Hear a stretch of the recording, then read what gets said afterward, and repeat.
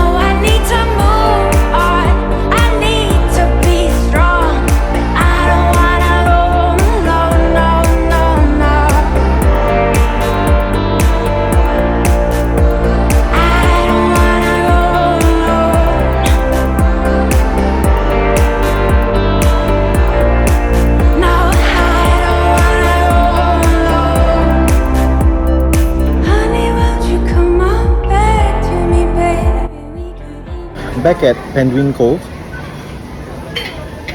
new bird paradise has been better, one word, better than what Jurong Bird Park was.